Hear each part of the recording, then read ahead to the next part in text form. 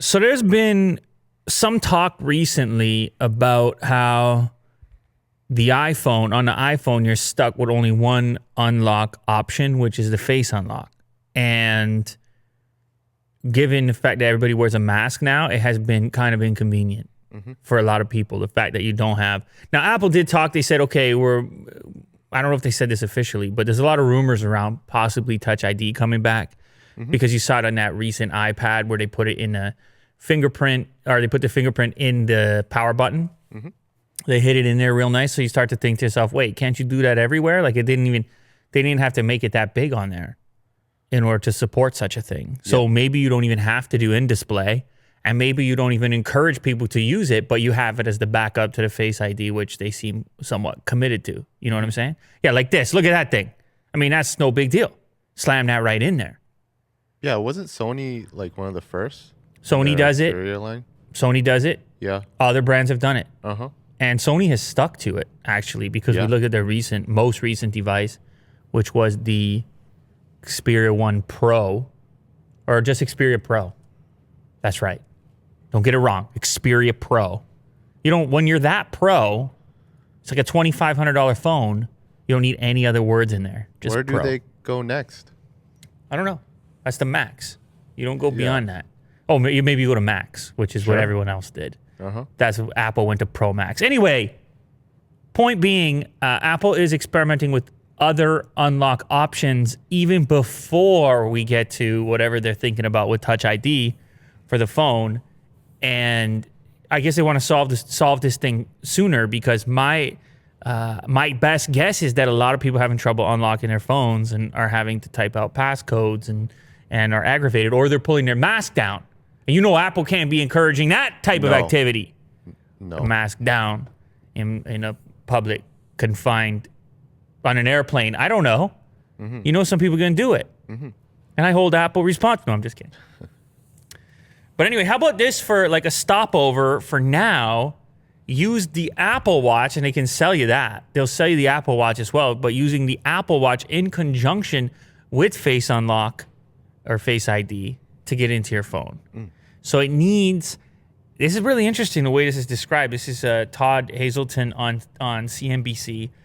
It needs a certain portion of your face, this feature. And by the way, it's going to roll out publicly soon. It's in beta right now. It takes a portion of your face, but if it doesn't get your whole face or doesn't know for certain, then it looks for the watch.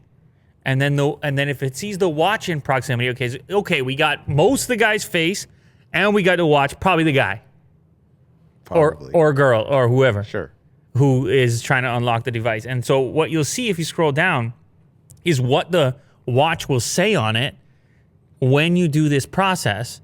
See, Todd iPhone 12 Pro Max unlocked by this Apple Watch. And of course, you can lock the phone from the watch as well. Now, we've seen this functionality with laptops where the watch could unlock the laptop. I've tried this a couple of times. You can do it in MacBooks, but I believe I tried it actually with Google product at one time with Android Wear. Am I crazy? Did I try that? Did that happen? Was that in my dreams?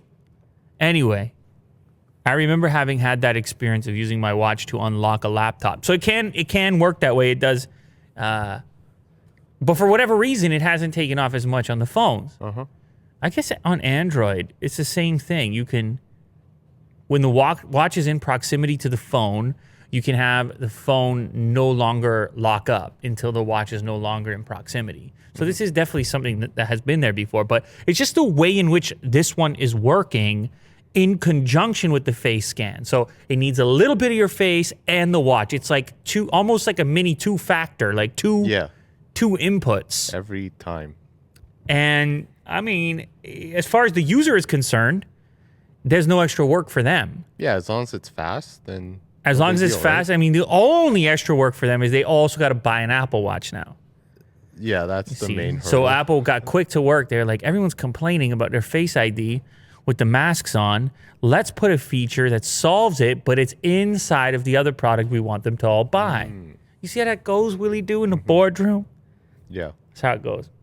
So anyways, this is going to be on iOS 14.5 when it comes out, so everyone's going to get a chance to use it, but it will make unlocking your device with a mask on a lot easier, obviously, if you happen to have one of these Apple Watches. In the case for Todd here, he says he held his shirt up, covering all but his forehead and eyes, and that still worked as well with the watch to go with it. But Face ID on its own, we all know, will not work if you're obstructing that much of your face. It's not designed to do such a thing.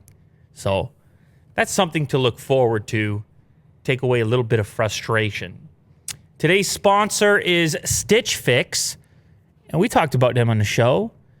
This is some styling for those that like to be efficient with their time, for those that are busy types, and also for those that just want to take the headache out of figuring out how they should dress or what suits them or what suits their body type, things like this, you know? Yeah. People don't have any idea what they're doing out there. I don't. See the way people are dressing out there? They got no idea what they're doing. Yeah. Anyway, so this allows you to get, well, essentially a look that's curated, a look that's selected for you, and then sent to your door. And what happens at that point, Will, is you don't have to buy it. You get to try everything on that's been suggested, and you only keep you only pay for what you keep, for what you like, and everything else you just send it back. And you know how this goes, Will. Shopping is hard to do right now, and so you get to have a little mini version of that experience at your house, and you're gonna go ahead and input all of your various personal characteristics, so the stuff being sent your way is well fit and all the rest of it. And they got all kinds of brands that they're in partnership with on the website. Some surprising, like high-profile brands. So if you thought you weren't going to get the name brands you were looking for, no, they're supported on there as well. So there's no subscription required. You can try Stitch Fix once, or you can set up automatic deliveries. You pay a $20 styling fee for each box, which gets credited towards the pieces that you decide to keep. You see how that goes, Will? And there's no hidden fees ever. Stitch Fix has styles and clothing to fit any occasion for women, men, and kids. They ship all over the U.S. and available in the UK as well. You try on the pieces at home before you buy. You keep your favorites. You send back the rest. Stitch Fix has free shipping, easy returns and exchanges, and a prepaid return envelope included to make it even easier. Now, Willie Doo showing off some of the brands that they've got. I mean, there's some big brands. I mean, I see Ralph Lauren over there. I see Calvin Klein and Michael Kors. I know these are names you look for, Willie Doo. Oh, yeah. I see O'Neill over there. I see Bonobos over there. Some good stuff. Yeah, so this is stuff you're going to want to wear. It's 1,000+ top brands. It'll all become part of your look. They'll figure out how to make you look good because you don't know how to do it. No. You got to check out Stitch Fix. You can get started today at stitchfix.com/LouLater, and you'll get 25% off when you keep everything in your fix. That's stitchfix.com/LouLater for 25% off when you keep everything in your fix. Stitchfix.com/LouLater, or click the link in the description to head over and use the /LouLater and get to 25% off. Now, you know, a couple times on this show, Will, we've been talking about how you have some Apple-related life hack that goes viral on TikTok. And now it's become an entire segment on the show because it's always some new thing. And it's always a situation where people say, really? That feature? That went viral because I know about that feature. I've been using that feature. You know, that's what the people say, if they were polite. But they actually say it much more aggressively. Like, who didn't know about this? A lot of yelling. Just yelling in their own premises. Anyway, according to BGR, Apple fans are obsessed with this TikToker's awesome iPhone hack. Now, what's weird is this actual TikTok iPhone hack happens on an iPad, for one. So that's kind of a funny thing. It would work, obviously, on an iPhone. But in the purpose of this hack, it happens on an iPhone. And somebody else, you know what else? There was comments. People got upset. They got angry because they said, these aren't hacks. Do you know what a hack is? This is not a hack. It's just a feature. And it's true. It's not a hack at all. But everything got all squirrely. But you're hacking life. When they put the word life in front of hack. Because then it was like, wait a sec. Does it have to be a hack? Or is this just like a tip? Yeah. Now it's just a tip. When you call it a life hack, it's just, oh, here's a hot tip Yeah. to improve your daily life. It sounds more interesting, to be honest. Hack? A life hack. Yeah, it's like you're not supposed to know about it. It Yeah. seems hacking the somehow system mysterious or of something. life. Anyway, so you can scroll down and see what it is. Like I said, it takes place on an iPad in this particular case. But people are doing these things because they're catching views and they're going viral on TikTok. This one says, I bet y'all didn't know y'all could do this. Check it out. Woo! Are you fired up or what, Will? Did you see what happened there? How do they do that? You don't even care. You don't even, Will, stop with the suggestions, all right? I can't help it. We know what you're up to on TikTok. You're a disaster over there. I'm not even logged in. You're logged in. No, don't try to get out of it. Yeah, TikTok doesn't need you to be logged in to hit you with the heavy firepower. Oh.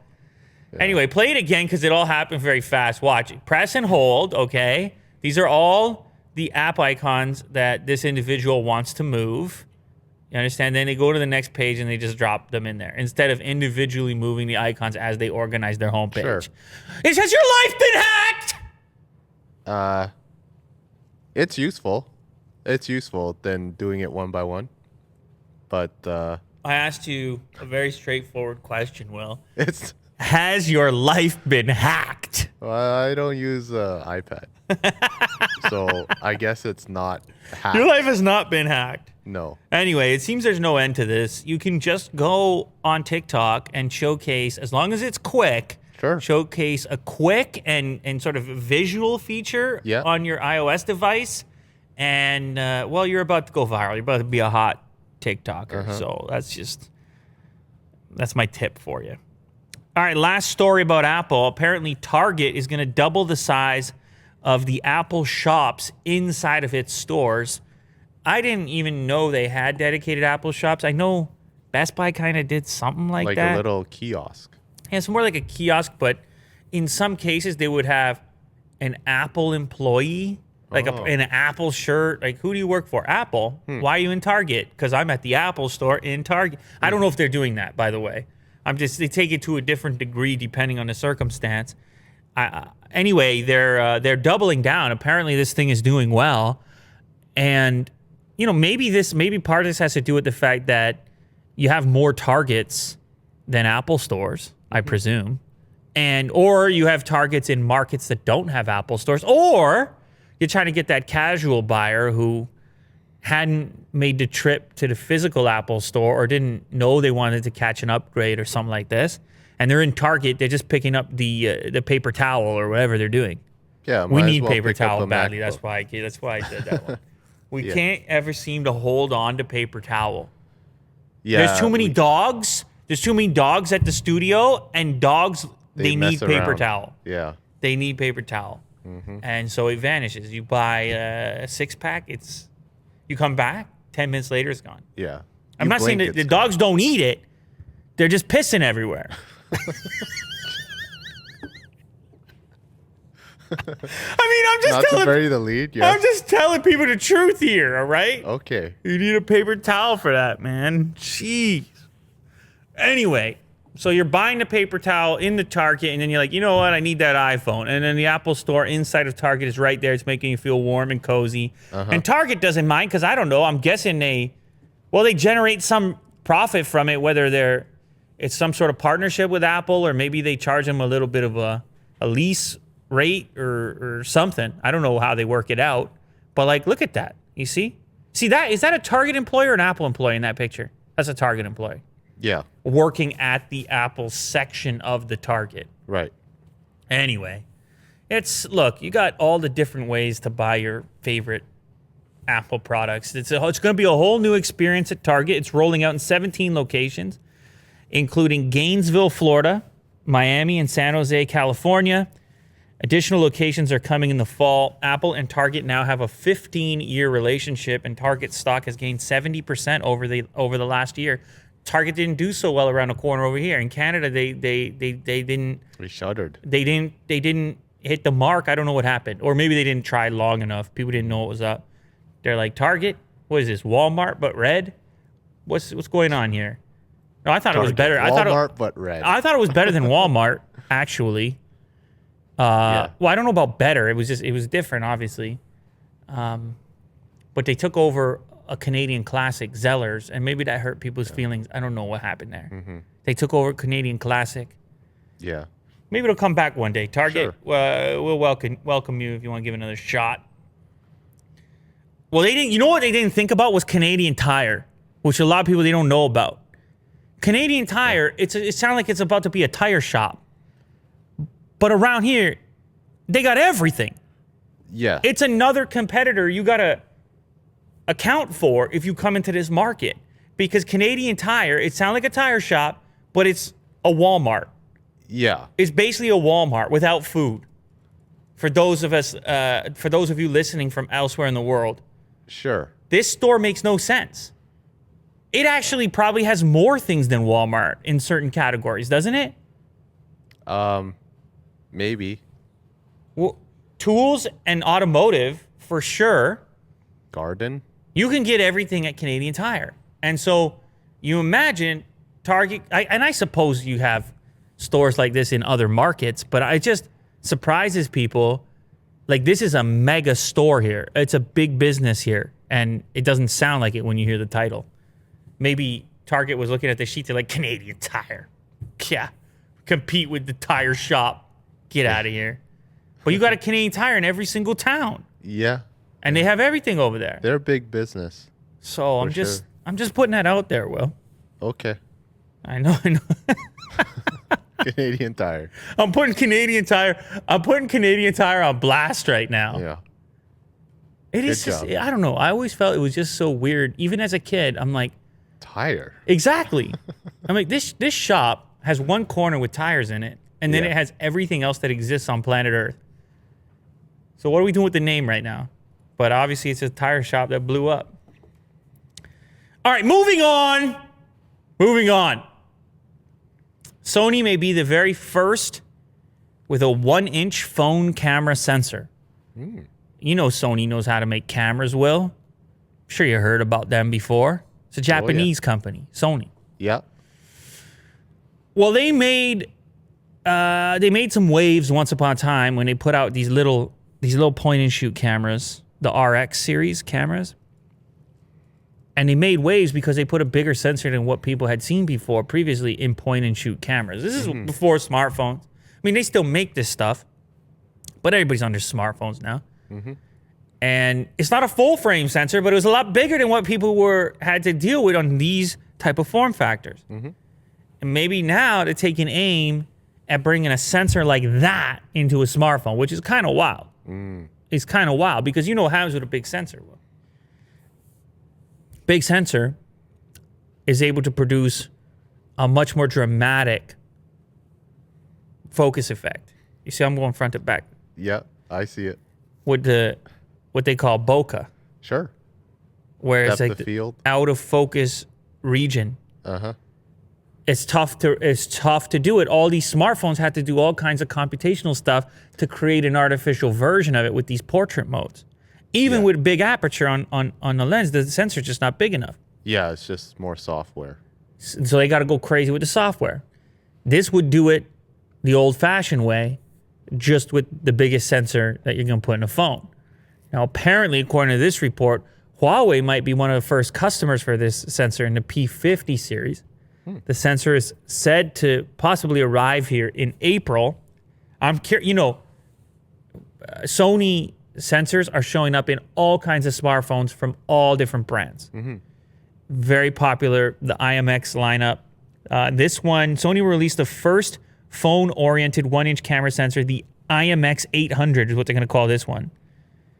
Now, apparently, they're not the first. Panasonic did this on the Lumix CM1, which I made a video about exactly 1 million years ago. Really? Yeah, that's right. But this thing was different because the Lumix CM1 was more like a camera that happened to have a smartphone on it.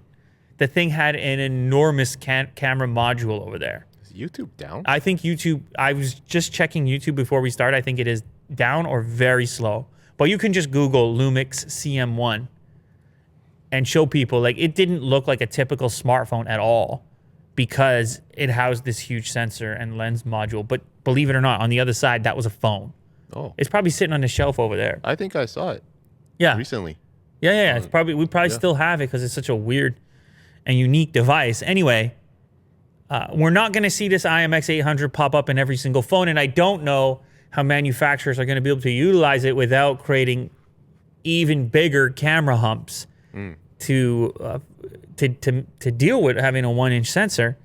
But it is interesting, exciting nonetheless. The smartphone continues to become the camera of choice Yeah. for pretty much everybody.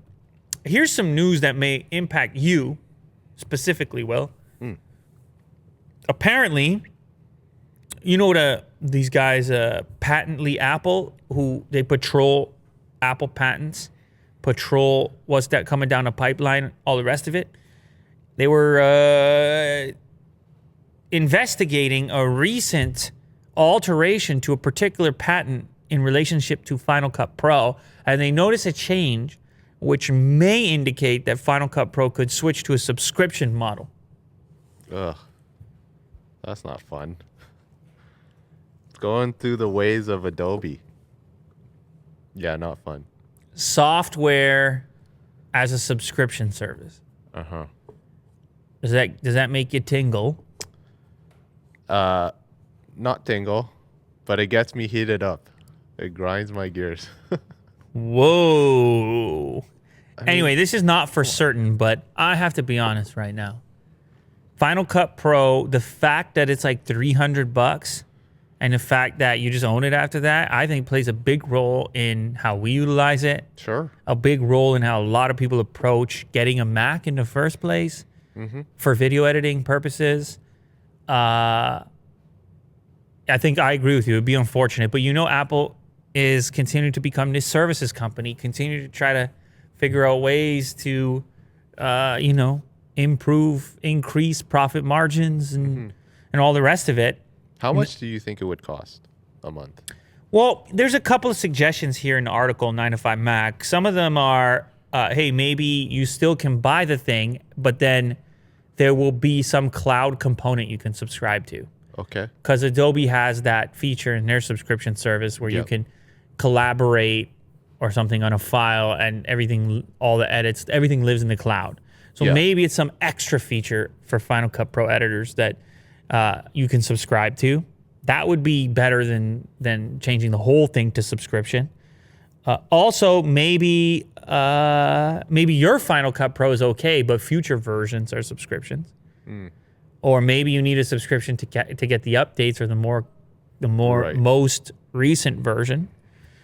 Or what would the last one be? Oh, one of those freemium models, certain features in the app. So everybody, the $300 version, you get the base level, basic version of Final Cut Pro, and then the subscription unlocks extra features within the app.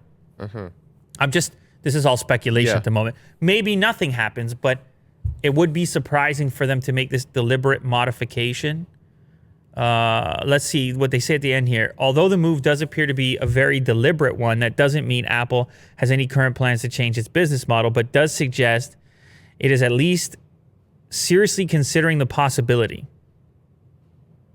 If you've been on the fence about buying it, now might be a good time to make a decision. The last, get in while you can for life. But I suppose, I don't know, they could just cut us off too. I don't know. Yeah, maybe. Because you would have to update it at some point, I'm guessing. This is kind of the opposite of that. This one you sent to me. Startup designs a modular, repairable laptop. This is a very un-Apple laptop. Although it looks very much like a It MacBook. looks a lot like an Apple laptop, but inside, the heart and the guts of it, not Apple at all. Everything in here is essentially user replaceable, repairable, customizable, right down to the ports that you select through these little modular sections that plug in or out, depending on what you need in there. Everything is industry standard stuff. Nothing is proprietary, whether you're talking about the wireless card, the SSD. The only thing that's a little more difficult is the CPU itself, which, on a laptop motherboard, that makes sense. You only have so much space to work with. It's a 13.5 inch. This is the first one they've done. It's called the Framework Laptop. A 13.5 inch notebook with a number of modular parts. 13.5 inches, 2256 by 1504, 3x2 display. It has a series of magnetic bezels, making it easy to replace. It's also packing a 1080p 60 FPS webcam, hardware privacy switch, and a keyboard with 1.5 millimeter key travel. It'll have 11th generation Intel Core CPU alongside Wi-Fi 6, up to 64 gigs of DDR4, and 4 terabytes of Gen 4 NVMe SSD storage. So you may have thought that their angle, it even comes with a screwdriver in the box, by the way. And it's a cool looking screwdriver with as you see, a spudger on the other end. Now, your first thought might be, oh, I see how this works. It's going to be a budget-minded thing.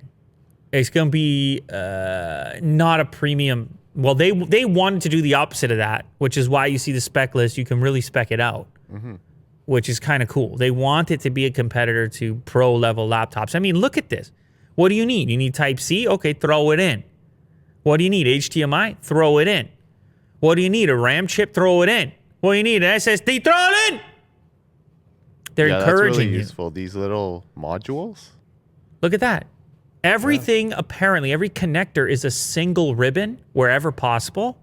So it's not overly complex. Now, it's not going to be the thinnest laptop in the world because of this, you know, to have this modular design. But it is a cool development, especially for those individuals that are getting sick and tired of these proprietary things, getting sick and tired of, you know, not being able to get their hands dirty with their own gadgets. Just being cut off before they even get started.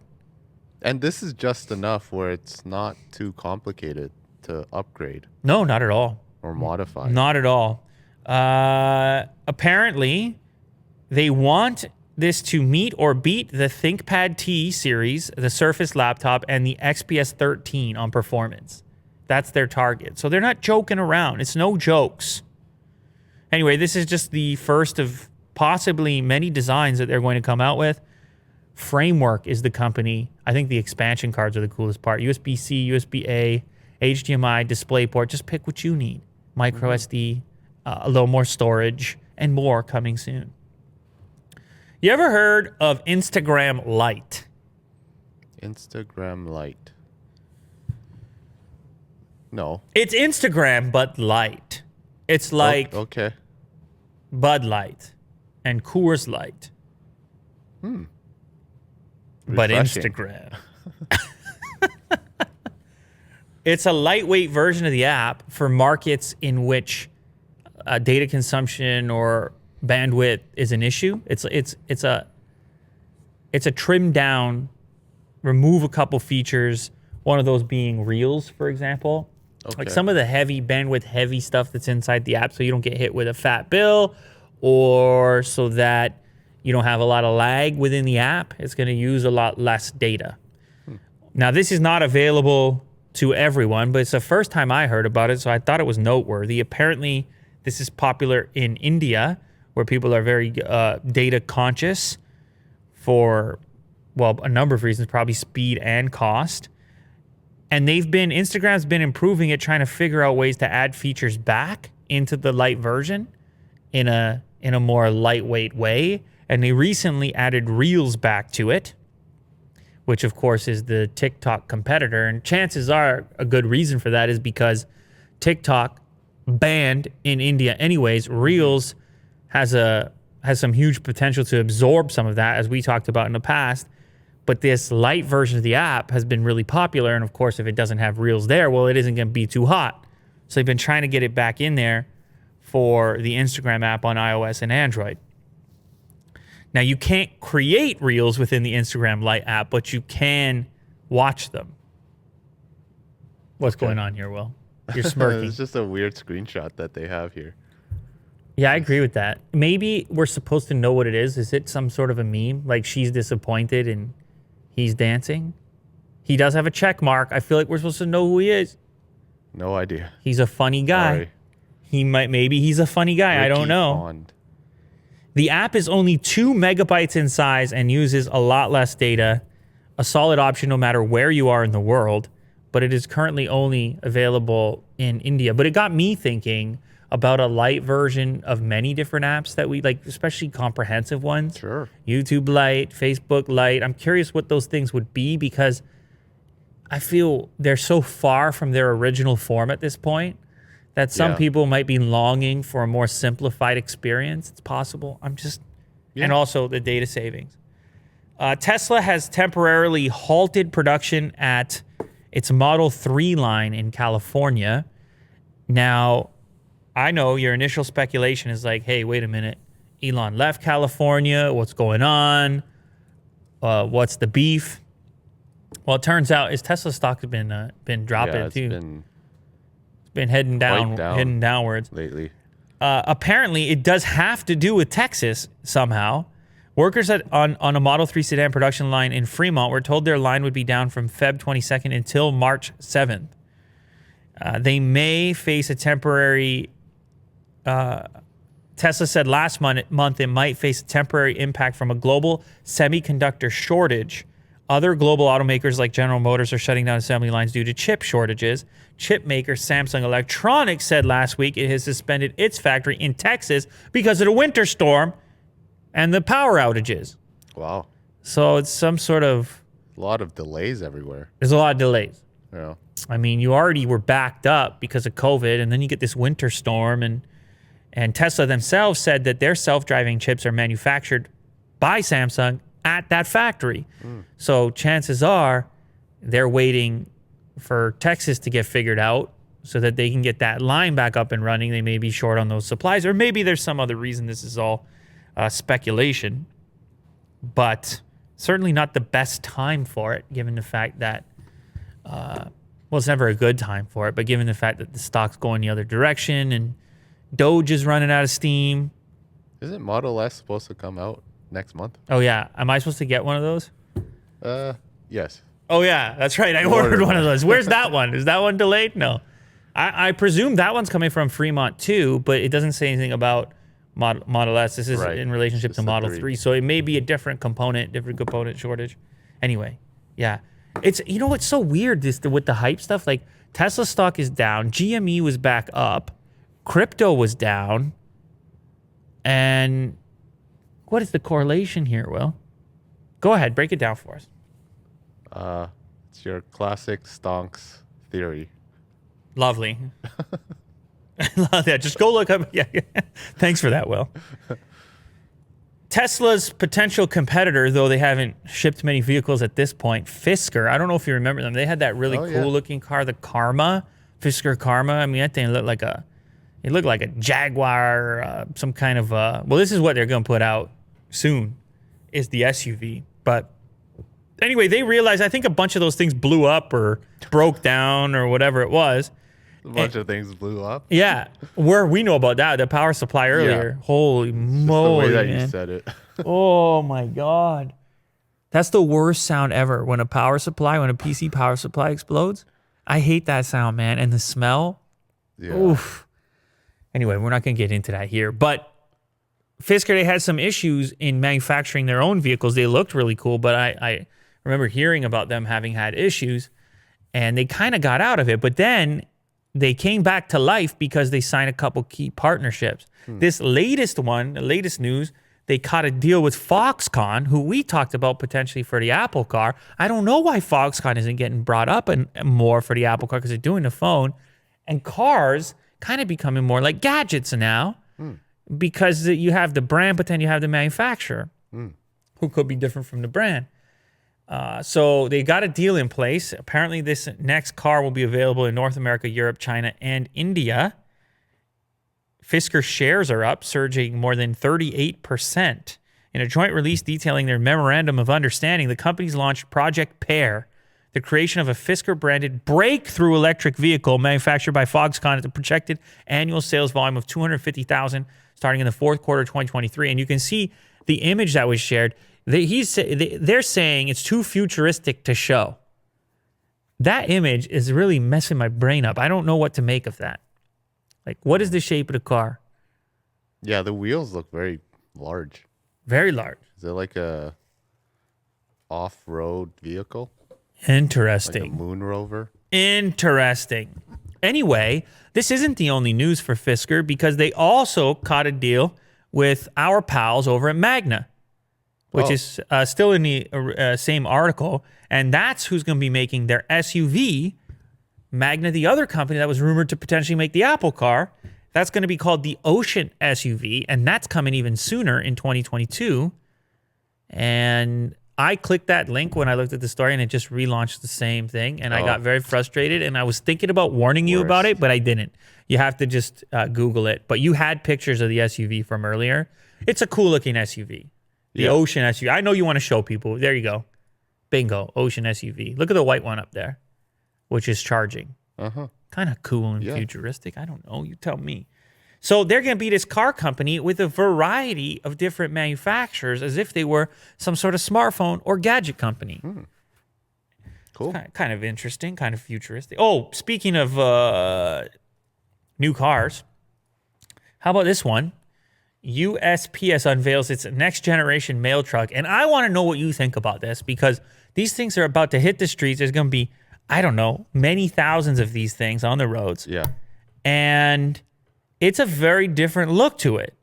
Now, apparently, it's all thought out, all right?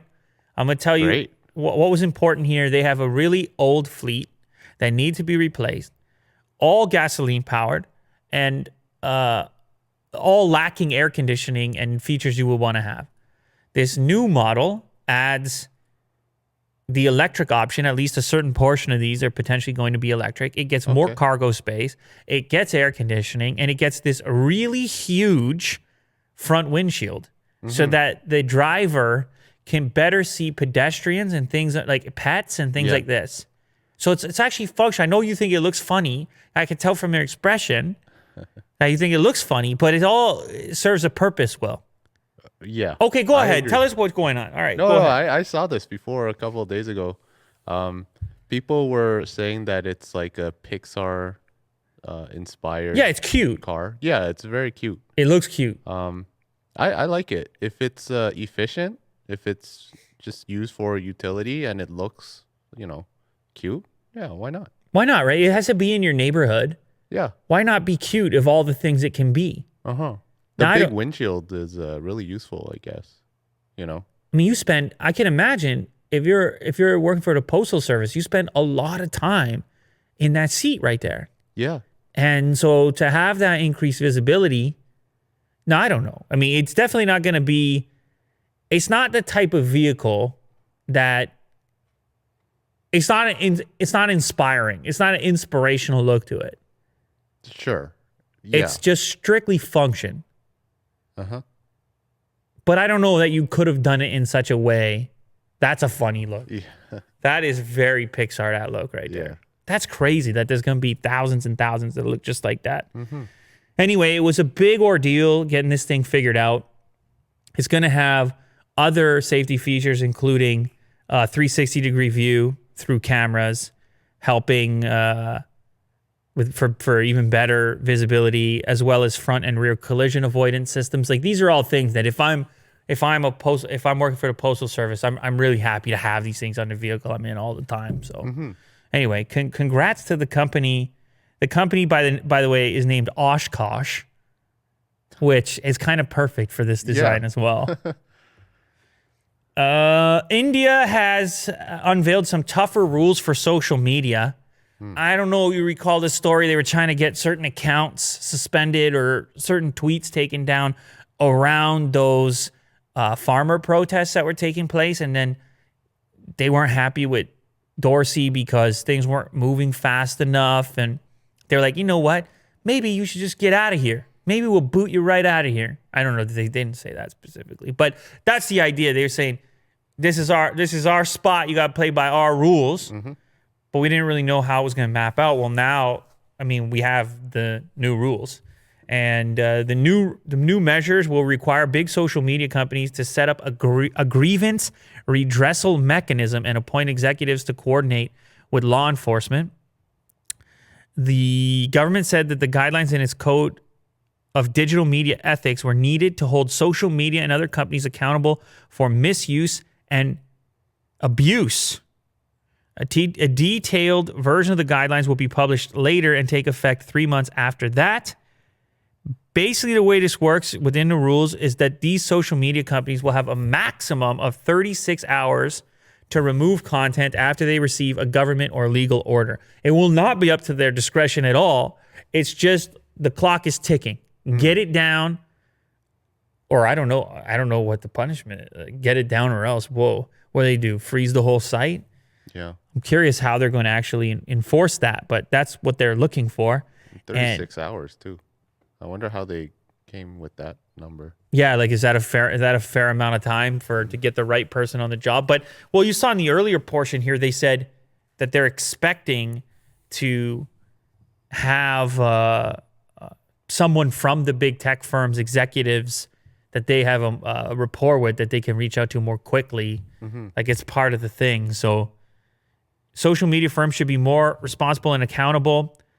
Detailed, Facebook did not immediately respond to requests. So yeah, look, I don't know, man. This stuff is impossible. They want to hold the social media itself accountable, but it's like, imagine the pace at which people can be saying things that you're attempting to police. Like, you see what China has to do. China, they just set the whole thing up. They're like, nah, you got to come through the Great Firewall over here. You know what I mean? They just block everything and keep this variety of companies out if it doesn't meet that criteria.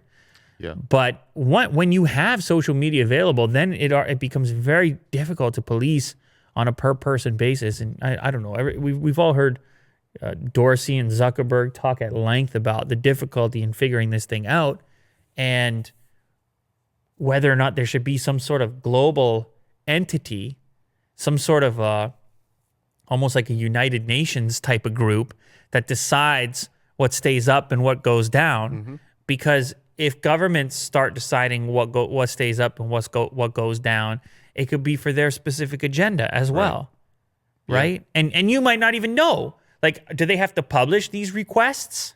Like, does the public get to know what was taken down and who originally said it? Or did certain accounts just vanish? Like, I don't know. It's a tough one, especially if you're a private company. Now, this is kind of actually like what Google is currently going through in Australia, where they're saying, no, you got to pay the news organizations that you link to. We want them to get paid because you're profiting off linking people to their work. And it's just, you're thinking, man, how do you implement these things? Yeah. How do you figure out a way? So it's not impossible, but it is complicated. And this is the way that India wants to play it. They want more control over social media, but it's been talked about in almost every nation.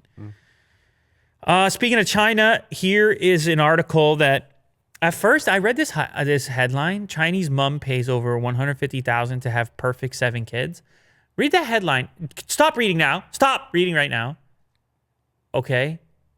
What did she pay for the perfect 7 kids? What did she pay for? Yeah, what did $150,000 to have perfect 7 kids? What do you think when you read that headline that she paid for? I'm just asking you to guess. I realize you don't know. Like genetics? See, Like I thought modified genes? I thought something like that, or I thought plastic surgery. Babies? I don't know, man. When I think of paying for perfection, I think of modification. Yeah. Yeah. But actually, then I end up reading the article. No, she was just paying the fines to have that many kids in China. That's the fines that you pay. Now, you remember it was the single child policy for a long time. And then back in 2015, when the population the growth rate started to decline, they were like, all right, have 2 kids. And that happened in 2015. They're trying to encourage people to have 2 kids. It didn't really have much of an effect. People were already slowing down. But still, these fines are in place to this day. Some of the commenters down in the comment section said, hey, if she had just waited, they would have been paying for these kids. Like incentivizing it because they're going to need the next population. Like in Korea, for example, there's incentives to have kids, as an example. Well, a lot of nations are doing this now. But no, in her case, she still had to pay those fines up to $150,000 in order to have this big family, which is quite rare in China. It's quite unusual to see a 7-person family is quite rare in general, but even more so in China where it's very costly in order to do it. So What does she say? She just said her incentive here is she doesn't want to be lonely. She wants to have a big family, and it was worth it. You know, in her old age, she wants to have many people coming to visit, and Sure. I'm not mad at it. Yeah. Like, you know, do your thing. Mm-hmm. No? How much is it per child? Like, Yeah, does it go up? By the way, she's popped off on Douyin as well. 2 million followers. Maybe that's part of the game. I don't know. oh, You probably have a whole career. Just like, remember when there used to be those shows? It was like 17 kids. yeah. Well, like what? John and Kate plus 8. Yeah, it was like there's a was the novelty. I don't know what it, yeah, John and Kate 8, but then it went crazier than that. It was like 19 kids and counting or something. Jeez. Wasn't I didn't it? watch that one. Am I making that up? Is that a real thing that happened? I don't know. Anyway, whatever. We don't need to look into. But yeah, it's people want to look at it because it's unlike. Anyway, apparently the husband shut down the expansion of the family. 7 was enough, but shout out to the big family. How about this one, Will? Las Vegas slot machine for cars, for used cars. It dispenses cars. This was really. They look like candy in there, don't they? Yeah. This is kind of cool. When I first saw this, I thought of the BMW dealerships around here that do something kind of like this on the side of the highway. But then I realized, no, you actually go retrieve your car from here. It works like a vending machine. Elevator goes up, picks the car. You buy the car online. It's a used car, which also seems kind of strange. Like they got to load this thing up with used cars every so often. But you see the inventory, you purchase it online, you roll up, they give you a specific coin that you put in the machine, and it goes up and grabs it and you drive away. Fun. Very fun. I feel like I want to buy one of these cars just to have the experience. Uh-huh. Maybe I should go down there. Now, actually, this is not their first vending machine. They have 28 car vending machines in the US. How have I not heard of this? Oh. I don't know. These machines hold up to 39 cars that are stacked up and brought down to ground level with a special car elevator. You browse the cars online on Carvana's website and select to pick it up at a vending machine. Now, if you're not near one of these vending machines, they'll bring it to you. They'll deliver it to your house as well. Okay. This is kind of a fun experience. Oh, their website is really depressing. They should have showed the vending machine. That would. Well, I'm sure they should. Well, I'm sure they show it. You got to. Well, I can't click it here. Well, I see a clicky hand there. It's a clicky pointer. I'm clicking. Wow. A higher state of car buying. How buying from Carvana works. I don't know, man. I feel like that's the main thing. That's the main draw. But anyways. Yeah. Well, it's positioned in Vegas. I'm obviously familiar with Vegas. It's positioned behind the Mirage and Treasure Island Casino. I think some people, they're going to hit the big jackpot and then just quickly order up the car. You know what I mean? Yeah. Something like that. Another cool development, check this out. It's the upcoming Oppo headquarters in Shenzhen. And this thing, what a shape on that. Wow, it looks so alien. I love it. And having a little bit of experience marching around Shenzhen myself, I can say this is a very unique build. Well, it's a very unique building anywhere you put it, but a lot of the buildings in Shenzhen are like fairly typical high rises. Yeah, they're just tall. They're just tall. Yeah. There's that one building which was across from the burger place. Yeah. I don't remember which was a little fancier. Yeah. It was a little from an architectural perspective, but this thing takes it to another level completely. It's the ZHA Architects. They won the bid to build this new headquarters for Oppo in China. And if you click through the images, it's like, wow, super futuristic in there. Look at the giant courtyard and community spaces and whatever else. It's going to be 3 separate towers. Oppo has over 40,000 employees in 40 different countries.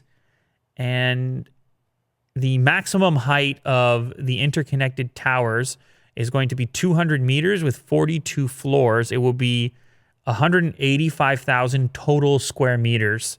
So pretty cool development there for Oppo. All right, last one of the day. And I want to know your opinion on this, Will, what you would do if this happened to you. What if This is definitely not the right article. I think it like auto played you into oblivion here. Yeah. Maybe if you there you go. What if this was you? Arizona homeowners were in their backyard planting a tree and they found a buried duffel bag filled with guns. All right, this is you. You just got a place. You're in the backyard just planting a tree and you find this duffel bag filled with guns. And by the way, scroll down. I want you to see what type of guns we're talking about as well. Okay, yeah, I was gonna ask. Click on the left. Click the one on the left. What? Okay, what are you gonna do, man? That looks like a rusted out M4 or something.